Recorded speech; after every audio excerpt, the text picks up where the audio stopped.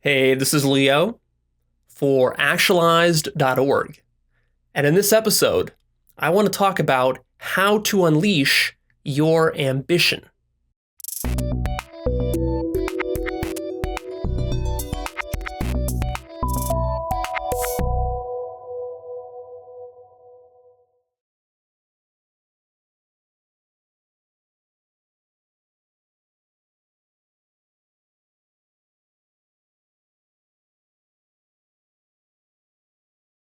The key idea that I want to get across to you in this episode is that if you're an ambitious person, or even if you just have an inkling of ambition within you, then it's your job, at whatever cost it takes, to figure out a way to realize that ambition.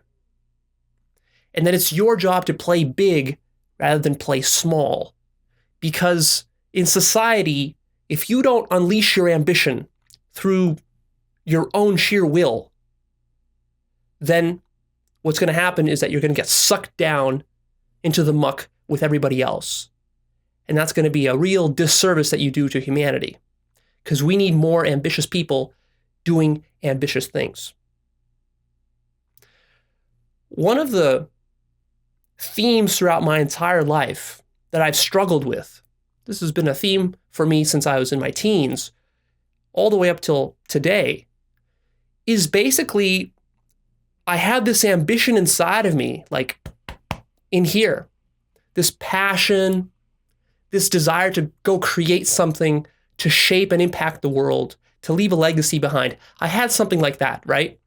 But it was so unrefined, it was so unstructured, and I had no idea how to take this ambition and how do I actually do something with it in the real world. And that for me has been like the defining theme of my entire life, is like learning how to take this abstract, ethereal, creative drive that was in there, my muse, and then figure out how do I actually get that muse to have traction in the real world. Because in the real world, once you come up with all these dreams and ideas you have and all this lofty, cool stuff, and maybe you plan to start a business, or you plan to start a charity, or you plan to go change the world in some way, that's all good on paper, in your mind, when you're daydreaming it. But then when the rubber meets the road, it's like you have to actually start a business, you have to hire employees, you have to know what you're doing, you have to have experience, you have to have knowledge, you have to have marketing skills, you have to be able to make money so the thing is self-sustaining, you have to be able to manage the whole thing, you have to be able to avoid all the different obstacles that are there, you have to know how to compete within a very competitive and global marketplace. So there's a lot of moving parts, right? And if you get any one of those wrong, then the whole thing just self-destructs. Not even that, but it doesn't even get off the ground. It just stays like a dream in your mind. So that's been a real struggle for me. And what's really challenging about that is that when you first start in life, when you're in your teens or early 20s, you don't really know how this stuff really works. And the world can be quite ruthless, quite cutthroat, especially the business world. So how do you get something going? And it's like, how do you even change the world if you don't do it through a business or through, some amazing career that you start? It's hard to even think of what it would be like. You need some sort of organization through which you can have this change happen. And what happened to me is that when I got my first job out of college, it was a pretty good job. I got a game design job up in Boston. And this was my first job, and so it was an interesting experience for me, kind of really eye-opening experience. So I go to Boston, I moved to Boston from California, and I'm working there for about a year. And what I start noticing is I'm looking around me, looking at the people around me. Some of them are more ambitious, some of them are not really ambitious at all. And I kind of compare myself to them and think about the grand ideas that I have, and I had already a lot of ideas before I even went and started that job. But ultimately, I had my own ideas that I wanted to implement, which wasn't what I was doing at that job. At that job, I was implementing somebody else's ideas, right? I was like the grunt labor for some other leader. And there's nothing inherently wrong with that, except for me, it was a problem because I felt like I had something to say. I had a voice that needed to be expressed. Self-expression needed to happen. That was that creative drive. That was my ambition. But what I told myself at the time is like, well, Leo, I mean, you can't just expect to go out there and create, your own game company. You can't create your own studio just yet. You have no experience. So go in this career and just kind of like be the grunt worker for 5 or 10 years, save up some money, build up some experience, and then eventually you'll get promoted up the ladder and, the standard career track. And eventually maybe you get to work on some cool, ambitious project that you've always dreamed of. So just kind of bide your time and wait for 10 or 20 years for that to happen. That's what I told myself. That was my original plan because I didn't know how to start a business. I didn't have the capital or the experience or the expertise. All I had was like cool ideas, but no knowledge of how to implement those ideas. So I had to kind of subject myself into that system. I felt I had to follow that system. But what I discovered is that if you're a really ambitious person and you have a very large vision for a business or a product or a project that you want to start or a novel you want to write or whatever you want to do, however you want to impact the world, if you've got a great vision like that, it's going to be very difficult for you to subjugate yourself and be the grunt worker for somebody else's vision. Very difficult. And subjecting yourself into the system, into the bureaucracy, into society, quote unquote, the structures that have been set up for you by other people that have come before, that might not be your best move. Because what I found myself doing is I was kind of like dumbing myself down. I was taking that talent and that actually the most valuable thing I had was that ambition and that creative force. I was taking that and I was just kind of denying it and suppressing it just so that I can be a good worker for somebody else. And I think that I would bet, I don't know, I haven't done statistics or taken surveys, but I would bet that there are thousands, tens of thousands of very ambitious, bright people out there that could transform the world if only they figured out how to take this ambition and actually channel it into something concrete and not get sucked into the system. Because once you get sucked into the system, all those grand ideas you have, they basically become mediocre. And the status quo takes hold. And the system doesn't fight for higher ideals. The system doesn't really fight for truth or for justice or for beauty or for changing the world or for helping humanity. That's not what the system fights for. The system fights for preserving itself. And that usually means, especially in a business context, that usually means like earn some money, entrench your monopolistic position within business, and just kind of like make sure that you survive. It's not about thriving. It's just about surviving. It's about doing the same thing. It's about not incurring too much risk. It's about not shaking the boat, that sort of thing, right? But that's all mediocrity.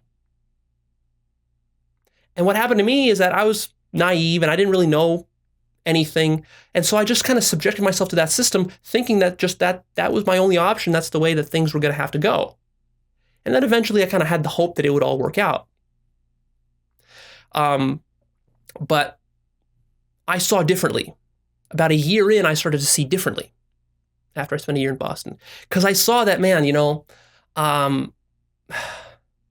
it would kill me inside. It would like kill my soul inside if I didn't pursue my ambitions for real.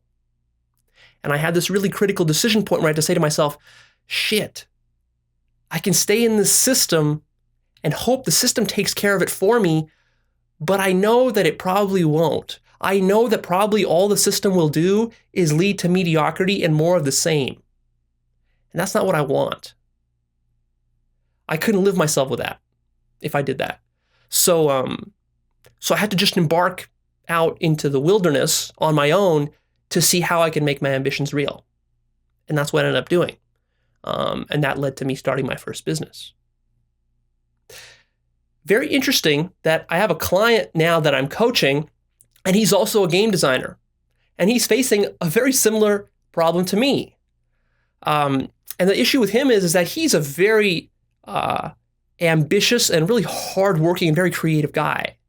And I can see from coaching this guy now for over a year, I can see that This guy has so much potential if we just took him and we gave him a company, gave him his own studio, gave him his own team. This guy would produce a project that would, really advance the industry that he's working in. Because he's just, he's got that in him. You can just tell from people when they got that in them.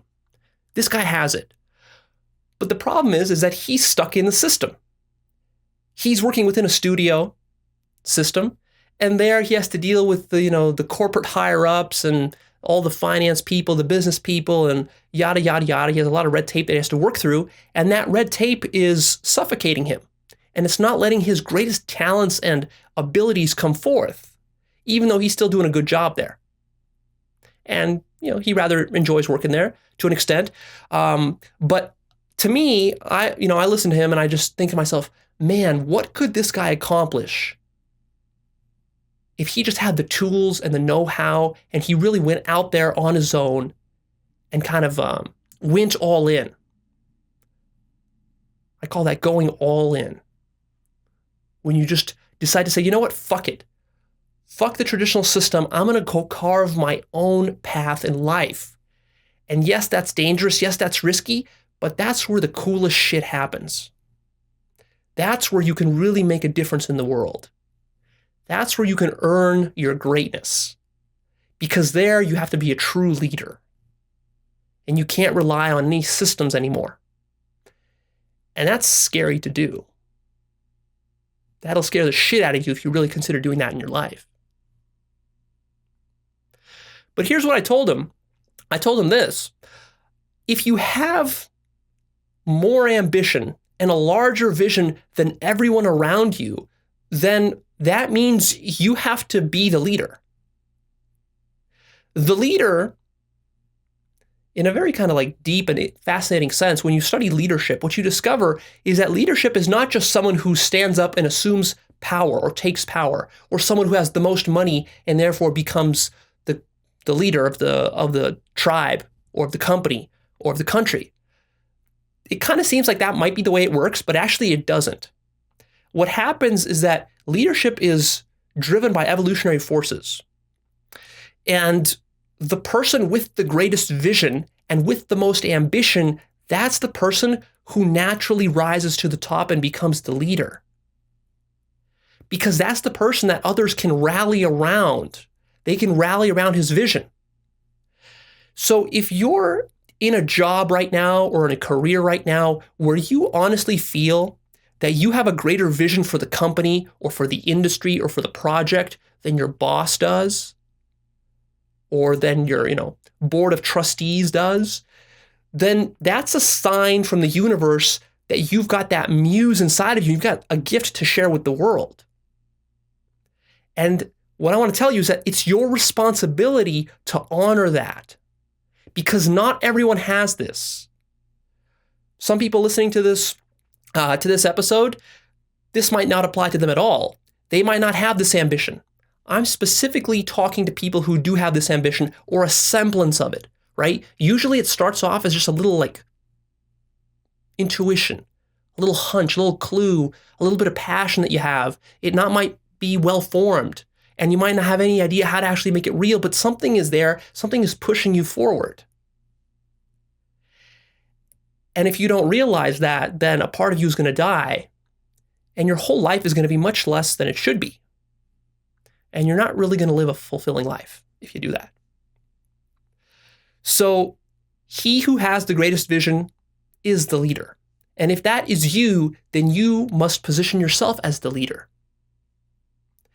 Now, this doesn't mean that you go depose your boss or start a fight with your board of trustees or whatever. Sometimes it means that you have to leave the organization that you're in. What I felt like when I was in Boston is that I felt like I was a small fish in a small pond, but that I was destined to grow into a huge whale of a fish that would be bigger than the pond. So what that meant for me is that yes, right now I can still swim in this little pond because I'm still little like a fish. I don't have that much experience yet, but I can already see that I'm growing fast, like really fast, because I'm ambitious. So that means I got to jump into a much bigger pond. Ideally, I got to go into unlimited, boundless ocean of opportunities where I am completely at the helm directing myself. And that's what I ended up doing. And it's paid off enormously for me in ways that I couldn't have even anticipated back at the time, right? But that was a very scary thing to do. Not easy, and it was risky. And who knows, maybe I just got lucky and things worked out for me. In a sense, I did have some good luck. But also, I like to think that I did apply principles and I did apply hard work to the problem, and I did work for it. So there's kind of an element of both of those in there. But either way, you are taking risk when you do that because you're going into uncharted waters. And who knows what lurks in those uncharted waters. Maybe there's a leviathan there that will gobble you up. But if you are this type of ambitious person, then what I'll tell you is that you need to stop waiting for permission. You need to stop with the false modesty. That false modesty where you say to yourself, oh, well, maybe my ideas aren't so good after all. Oh, well, maybe I need to wait a little bit more time, bide my time. Maybe my boss does know more than me. Maybe I should just take a back seat to him. That sort of thing. You have to stop that. You have to honor your muse. You don't need to bide and do more time in the corporate system. That's not what you need. What you need is you need to go off on your own and release yourself from all the red tape so that you could do it your way, the way you envision it, not the way the status quo, the entrenched system envisions it. Because if you're working within that system, you're going to be handicapped for your entire career. And that's going to be frustrating and gnawing at you for your entire career. Because you know that if only people did it your way, then the world would really change. Then the industry would really change. Then something beautiful would really materialize. Well, if that's the case, go fight for that. You have to fight for it. It's not going to happen spontaneously. It's not going to come easy. It's going to come with a real fight, a real battle. And that's why you have to steel yourself and take on the challenge of being the warrior. Be the warrior in life. Make that choice. That's a choice you make. That's not something that just kind of spontaneously happens or falls on your lap. You have to make that choice. If you have gifts inside of you, some talent, some vision, some higher ideal that you could be fighting for, and you don't share that with the world, not only are you robbing yourself, but you're robbing the whole world of those gifts. You have to do that. You have to fight for that. So stop holding yourself back, stop playing small, and start thinking real hard about the highest leverage thing you can do. And I'm going to tell you what that is right now. The highest leverage that a person like you can, the highest leverage action that a person like you can take is to position yourself to share your gifts. Now, that's an abstract thing I'm telling you to do. Position yourself to share your gifts. Sounds like, well, Leo, that sounds nice, but how do I do that? Yes, you got to go and figure out how to do that. For every one of you, it's going to be different because your gifts are different and because your position in life is already different. So you're starting from a place and you need to get from A to Z, and how you're going to get there, who knows? You can't even predict it, let alone me try to predict it for you.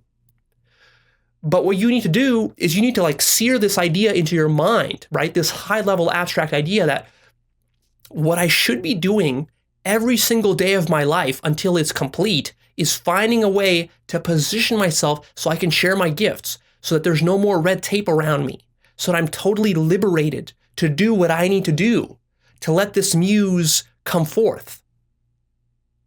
That should be your number one priority in life. That should be the thing that you're spending all your time thinking about. When you're waking up in the morning, you should be thinking about it. When you're brushing your teeth, you should be thinking about it. When you're in the shower, you should be thinking about it. When you're on the toilet, you should be thinking about it. When you're eating your lunch, you should be thinking about it. When you're doing some menial job for your boss, you should be thinking about it. When you're having dinner, think about it. When you're watching television, be thinking about it. When you're going to bed, think about it. It's this thinking process that generates new ideas. And that's exactly what you need is you need some powerful new ideas about how you could position yourself. Maybe for you, this means going to start your own business. Maybe for you, this means selling your house and moving to a third world country and then working from there. Maybe for you, this means telling your boss to go fuck himself. Maybe for you, this means some other alternative. I don't know. There's many alternatives. It all depends on what kind of gifts you got to share. For me, what it meant is that I have to go off and start my own business just so that I can raise the money that I need to then start the next business, which will be the one that's actually right for me. So my first business wasn't designed to be the one. It was designed to be a stepping stone to the one. And that's exactly how I used it, although it was a lot more difficult in practice than I make it sound here. Because what happened is I took that first stepping stone, and it's really hard to say no to a successful business once you've already got it, which is something that I had to wean myself off of so that I can go on to the next thing. Right? Because as they say, the enemy of the great is the good. And that's what was happening here. But I did say no, and eventually I went off and I started Actualized.org, and that was for me where all of this was leading to. But when I first started this journey, I had no idea. I didn't even know about personal development when I started my first business. And I had no idea that eventually that would lead me to starting Actualized.org. No idea.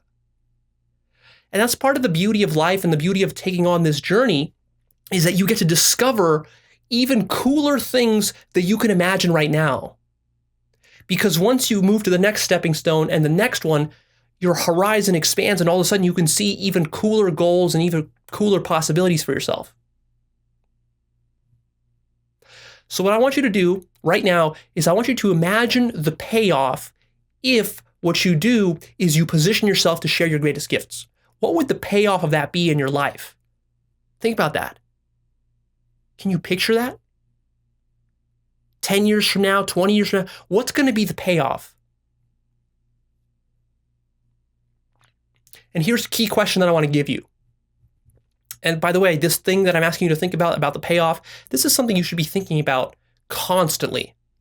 Not just once while watching this video, but like constantly. You need to be like psyching yourself up in this.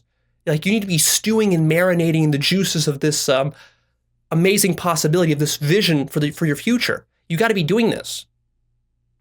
And here's a key question that you should probably spend some time really thinking deep on. What could I accomplish if I went all out? What could I accomplish if I went all out?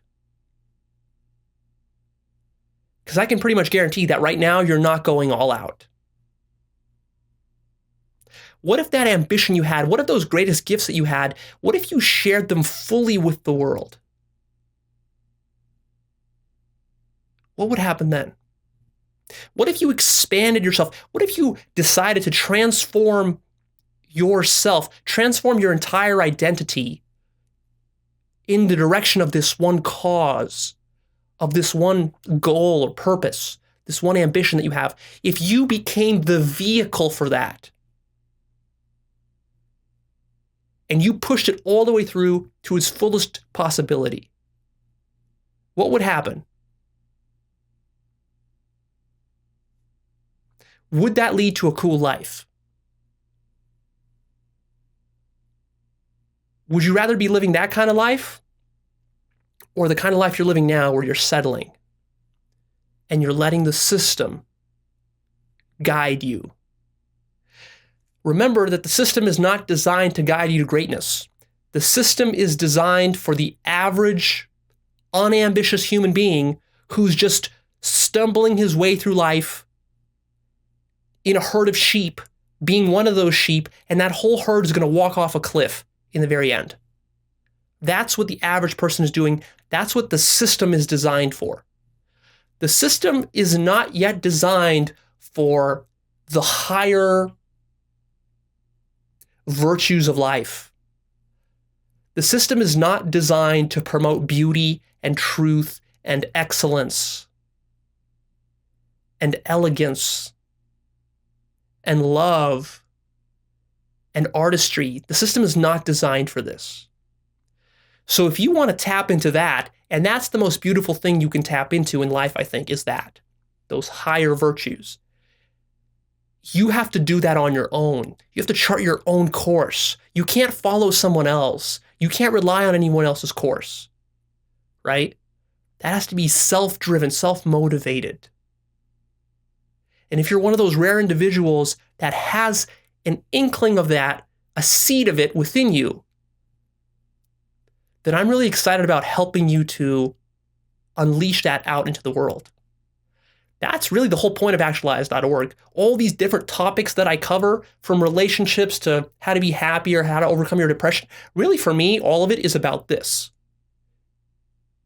And the whole point of building a powerful psychology and a powerful personal life is not so that you enjoy a cushy life. I don't care about you enjoying a cushy life. What I care about you doing is going out there and finding that thing that you're going to fight for, making you a warrior. And your personal life should only be as good as it needs to be to empower your fighting abilities in this cause. That's what I'm interested in.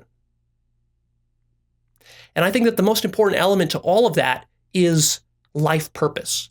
If you don't articulate very clearly what your life purpose is and what exactly you're shooting for, and you don't align that with your top values and your top gifts, if you don't even know what your top gifts are, then you've got really no chance. No chance of succeeding here. It's going to be very difficult even after you identify your life purpose.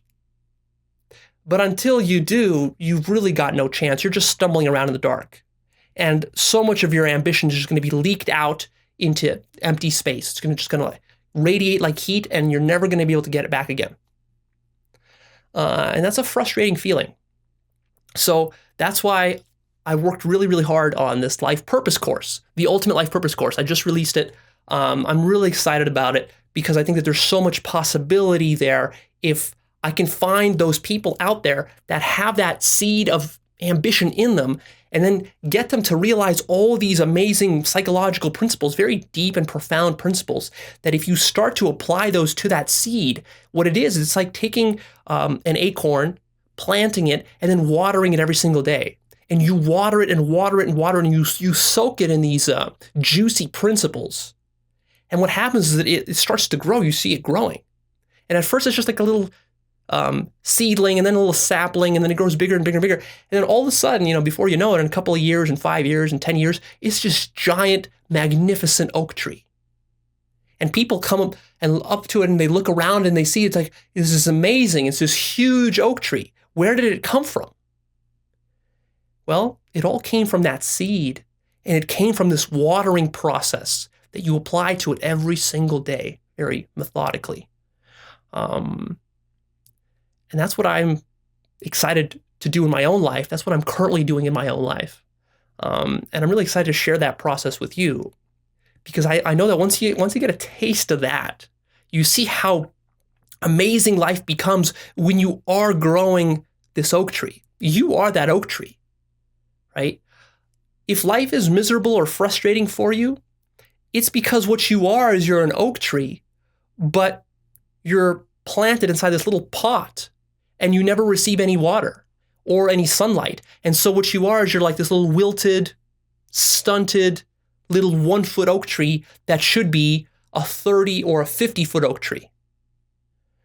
So I think it all starts with life purpose. And that's why this Ultimate Life Purpose course, what it's really designed to do, is designed to help you to figure out what your greatest gifts are, what your greatest values are, what your greatest strengths are as a human being, what you actually want out of life, because you got to be very clear on all that. But then what I talk about is also very practically, okay, how do we take all those things, which are very abstract and ethereal, and start to actually get you taking action on them so that you could go out there and carve your own path in life? And that's not just about techniques. A lot of that is about instilling you with mindsets that can make you self-sufficient and grounded, right? Because when you're off in the woods, hacking through the dark woods with a machete, what you're going to discover is that there's no one there covering your back. You got to do it all yourself. And when you're doubting yourself, or you're feeling afraid, or you think it's not possible, or maybe you think you lost your way, that's when you need these principles kicking in. That's when you need that self-sufficiency, that backbone, which is what I help you to develop in this course, right? And that backbone is grounded in timeless, classic psychological principles, many of which are counterintuitive, and many of which we were never, ever taught. Not in school, not by our parents, not by our employers. Because by and large, again, the system, all of that is the system. The system is not designed to grow you into this giant oak tree. The system is designed to grow little saplings, many, many, many of them, millions and billions of little saplings, but not to get that sapling to grow into its full potential.